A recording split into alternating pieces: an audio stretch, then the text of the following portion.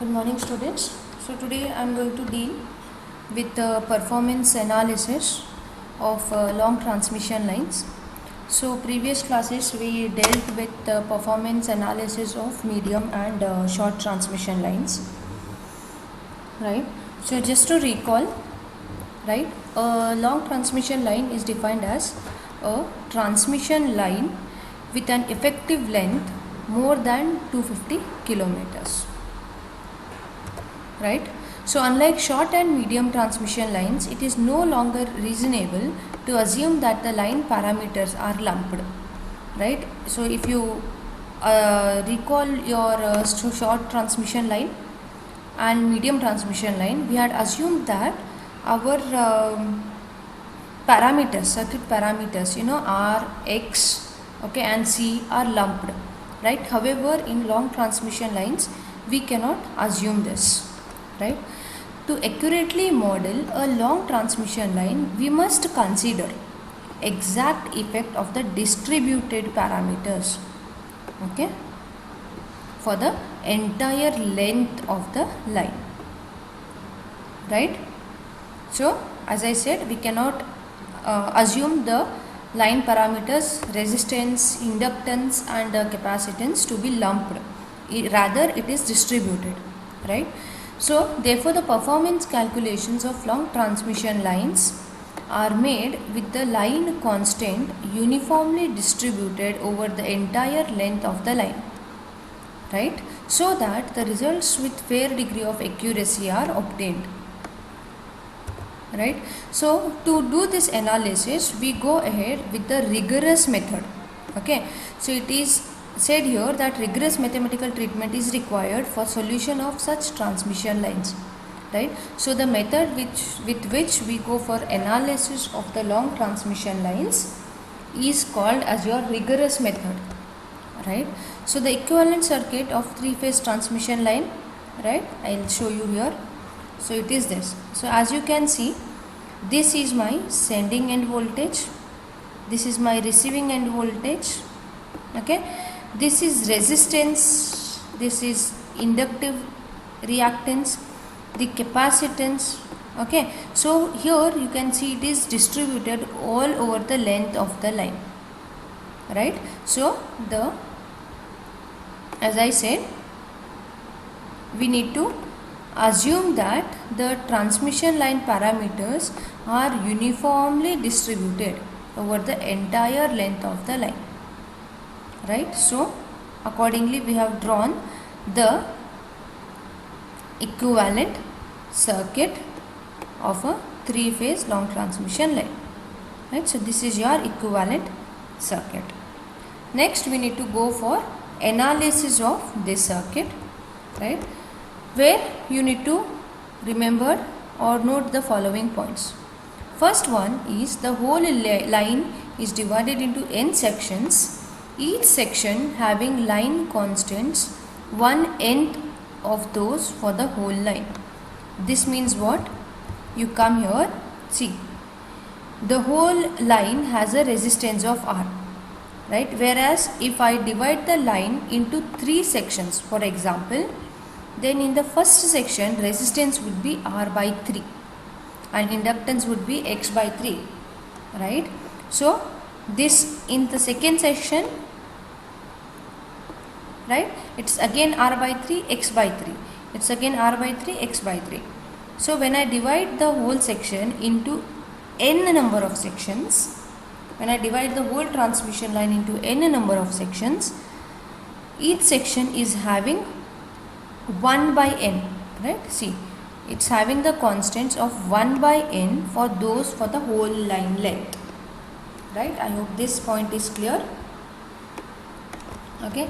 Second point, right, the line constants, right, the line constants, resistance, inductive reactance, capacitive susceptance and conductance are uniformly distributed over the entire line length as it is actually the case, right. So this is the actual case for the long transmission lines where we assume the parameters to be uniformly distributed. Next point, the resistance R and inductive reactance are the series elements. Okay, you can see these points here related to this circuit only. We are noting down some points, right? The next point, the capacitive susceptance B and the leakage conductance G are the shunt elements. Shunt in the sense parallel elements.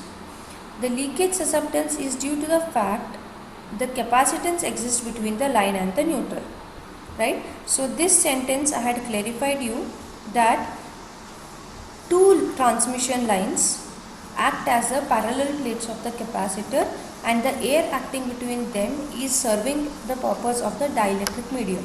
Hence you can view this as a capacitor, right? So the same thing is given here due to the fact that the capacitance element exists between the line and the neutral, right? The leakage conductance G takes into account the energy losses, right? You may think why we have taken extra element G.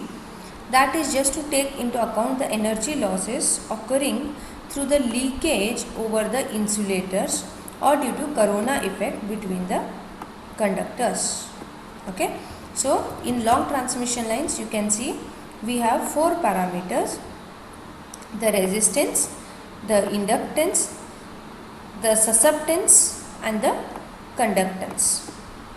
Okay, so one, see, this is your B because of that capacitance, and this G is representing you the loss element. Okay, what I had given here, energy losses is your conductance G. Okay, that's your conductance G, right? So we'll go to the analysis part now, right? Now the shunt admittance, right? You can see shunt admittance is G square plus B square, right? So total Y is square root of G square plus B square. Okay, this is only shunt, in the sense only thing in connected in parallel. If I go back here, right, this is total Y. Okay,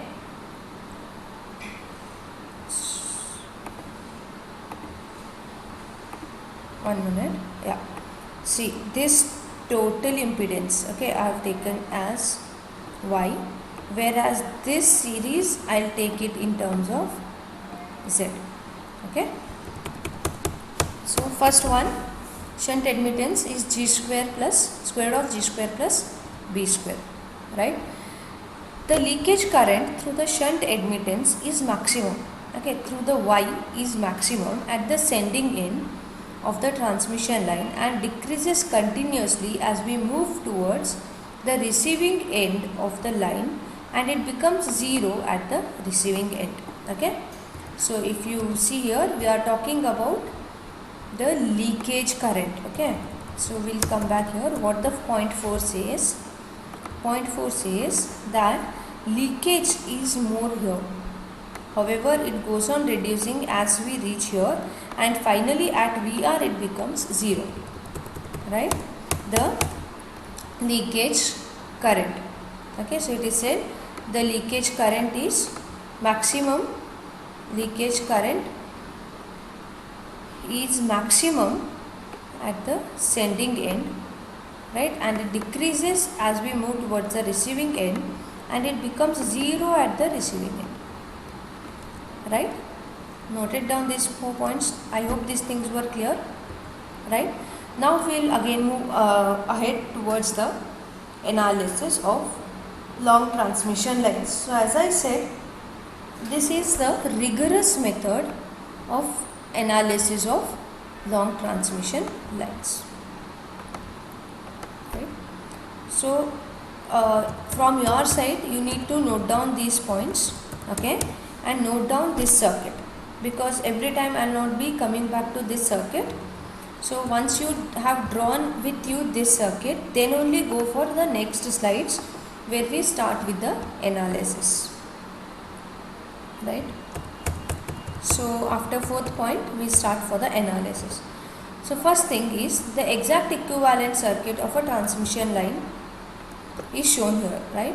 So if you see there, right, so this is the equivalent circuit of a transmission line where right? Here I have taken y, which is what? Square root of g square plus b square, and I have taken z, which is square root of r square plus x square, correct? Vs is sending end voltage, Is is sending end current, Ir is receiving end current, Vr is receiving end voltage, right? So from your side you have to draw this equivalent circuit, right? The whole line length is taken to be L. Okay, now consider an infinitely small distance dx of the line at a distance x from the receiving end, right? If you see here, right, it is said consider an infinitely small length dx of the line at the distance x from the receiving end. So what I have done, here is my receiving end, see here is my receiving end. So at a distance x from receiving end, okay, I have considered the small length dx, okay. Now let R is resistance per unit length of the line, X is reactance per unit length of the line, B is susceptance, G is conductance, right? Now see, this fact we know, Z square is R square plus X square and Y is G square plus square root of G square plus B square. So Z is called as my impedance and Y is called as my admittance, okay. Now V is voltage per phase at the end of the element towards receiving end, okay. So V plus dV is the voltage towards the sending end. So if you come here, come back to this, right? So V is voltage at this side of this side, which is nearer to the receiving end. However, V plus dV is voltage near to the sending end, okay. Now VR is voltage per phase at receiving end, Vs is sending end voltage, I said IR is receiving end current and Is is sending end current. I plus Di is the current entering the element dx, which is the smallest element we have taken at a distance x from the receiving end, right? And I is the current leaving the element dx, right?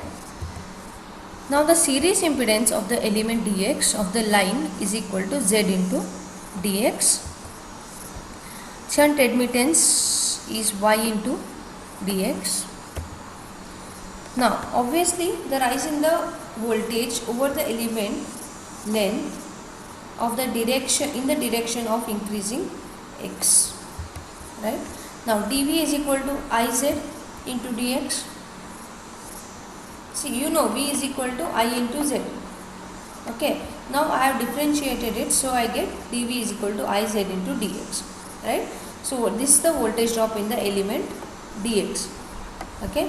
What I mean, voltage drop in the element dx is given by dV, which is equal to I into Z into dx, okay.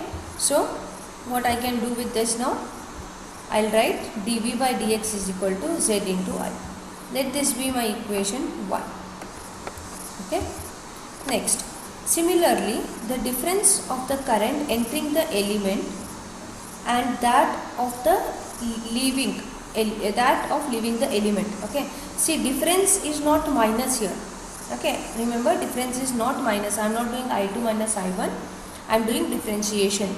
So I have taken di is equal to V into Y into dx, okay. This is the current drawn by this element, matlab means what? Which element? The dx, smallest element. So my di by dx would be what? V into Y. Let this be equation 6.2, okay. Now differentiating expression 1 with respect to x, okay. Expression 1 is what? dV by dx is equal to I into Z. So it becomes d square V by dx square. With respect to x we are doing, so Z we have taken out, so it is di by dx. Now di by dx I'll substitute from here as v into 1.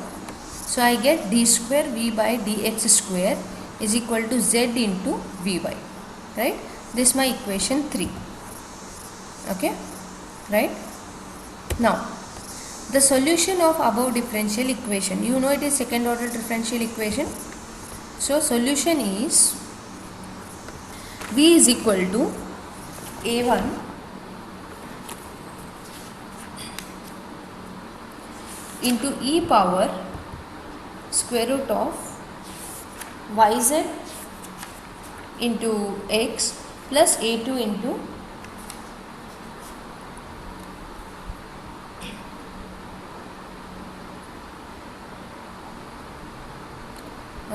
e power this, right? So this is the solution of the differential equation. Let this be equation 6.4, right? Next, where a1 and a2 are the unknown constants.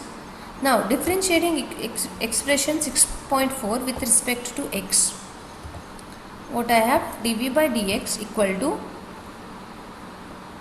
see, this is a1, a2 are my constants, these are constant, right? What I have to differentiate, this e power square root of yz and e power minus square root of yz. Okay, so differentiate this with respect to x. Okay, you get square root of yz into a1 e power square root of yz into x minus a2 e power minus square root of yz into x. Okay, I hope this is okay with you, right? You can derive this easily, so do that, right? I hope you all have worked out for it. Now from equation 6.1, which is my equation 6.1, giving me dv by dx. Okay, I have which is my 6.1, yeah, see, 6.1 is dv by dx equal to z into I.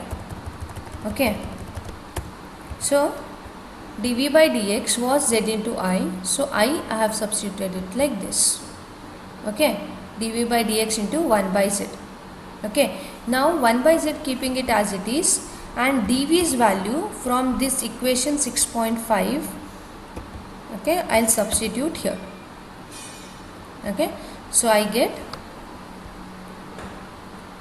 this part from equation 6.5, right? So when I simplify this, I end up with I value being square root of y by z into a1 e power square root of yz into x minus a2 e power minus yz into x. Let this be equation 6.6, right?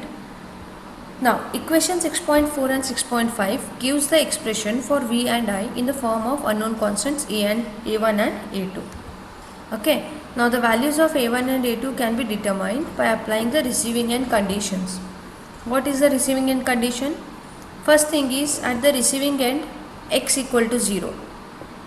See, if you go to equation 6.4 and 6.5, right, here to find out these constants a1 and a2, I need to substitute the value of v and x. Okay, so see, if you come to the circuit here, yeah, here, so if you see this circuit, your v at receiving end, see, at receiving end your v will be equal to vr, right, and x is equal to 0 because dx is not existing now, dx is too close to load, okay, receiving end, so there is no distance x, so x is 0. So the same thing I have assumed, we have told it here, right? The same thing is told here. See, at receiving end x, there is no distance, so x is 0, v is equal to vr and current is equal to ir. So substituting these values in 6.4, which gave me equation for v, okay, 6.4 equation for v, and 6.6 which is the equation for current I. Okay, right? So my VR becomes, VR is what? A1 plus A2, right? Why? Because x is 0, right? So here my x is 0. Let me remove the ink marks. I put x equal to 0. So e power 0 is 1. Here also e power 0 is 1. So V is equal to VR is equal to A1 plus A2, right? So I have V is equal to VR equal to A1 plus A2. This is my equation 6.7, and IR in this equation, okay, I'll come to this. I is equal to IR at the receiving end, right? And x equal to 0 I know. So I'll substitute this 0. It means it is A1 minus A2 again. And this I have as it is, square root of y by z.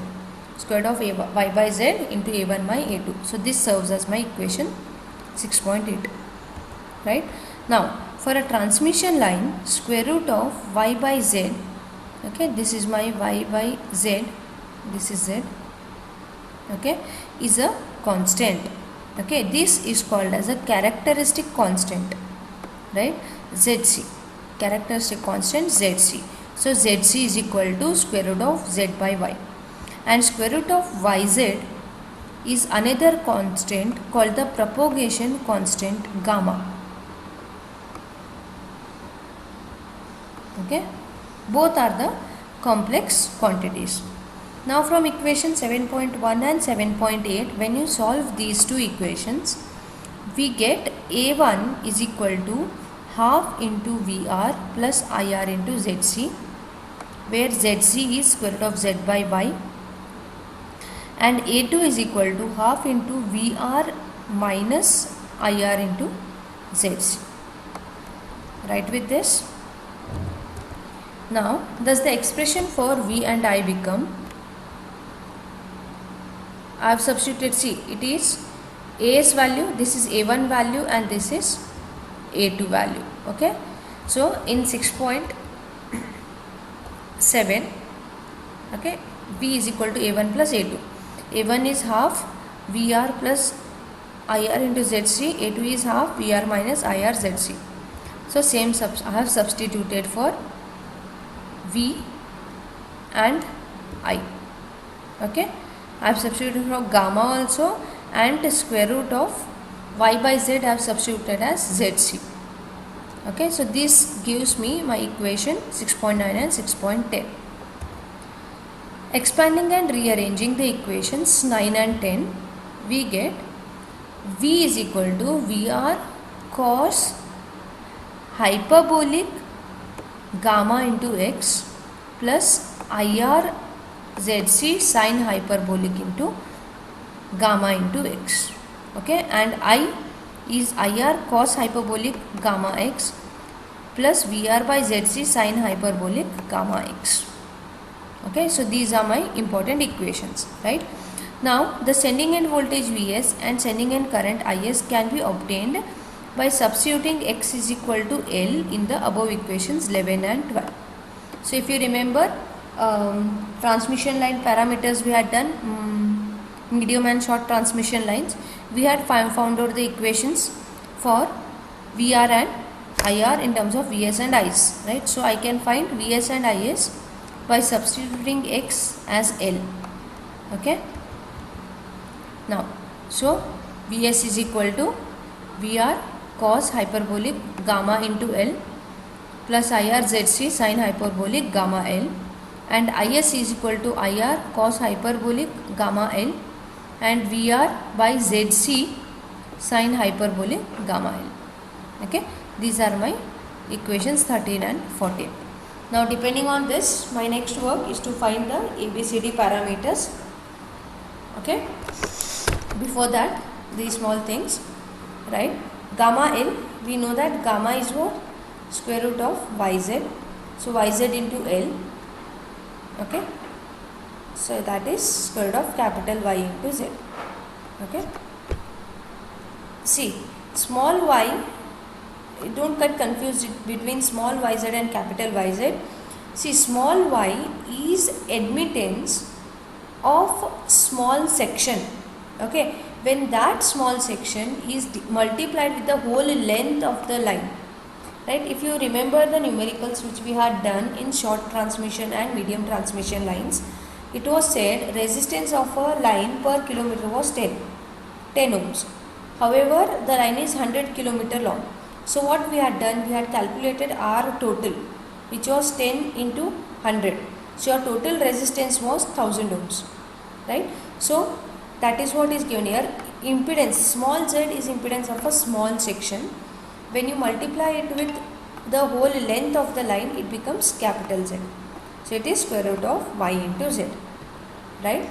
The expression where z is the, see, z, capital Z is the total impedance of the line and y is the total admittance of the line.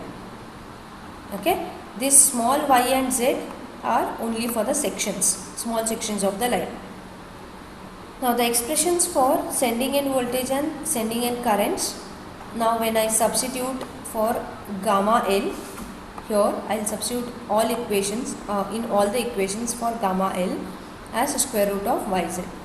So it gets reduced as given in 6.15 and 6.16. So Vs is Vr cos hyperbolic square root of yz in plus IR Zc sin hyperbolic square root of yz. Okay. Similarly, sending end current.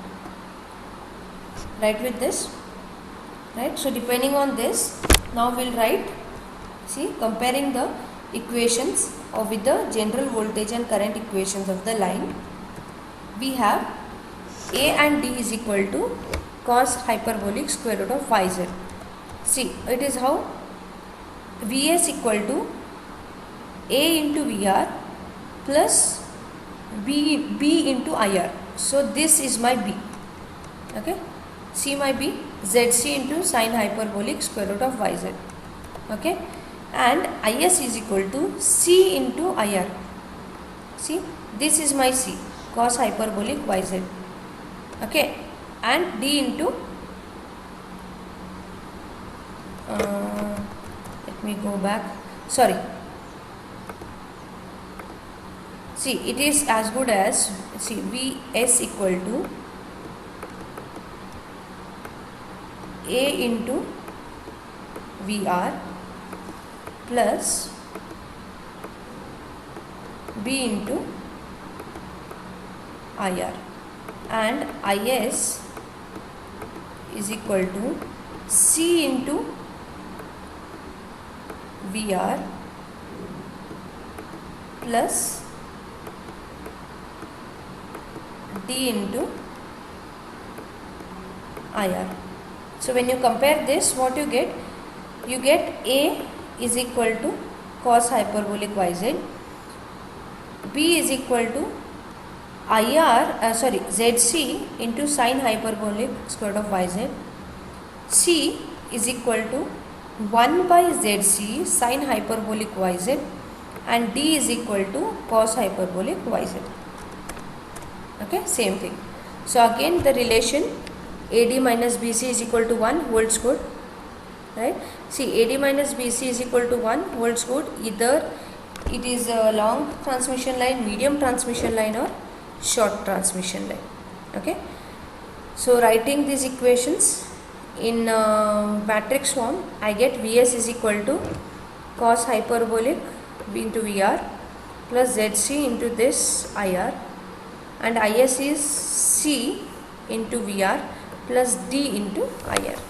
Okay, thus the sending end values can be obtained if Vr and IR and line parameters are known. So in cases Vs, Is are known, Vr and IR can easily be found by inverting the above equations. Okay, so we get 6.18. Okay, I hope up till here it was clear, right? So this was the analysis of long transmission lines. For any queries, you can contact on the mail ID here, right? Thank you.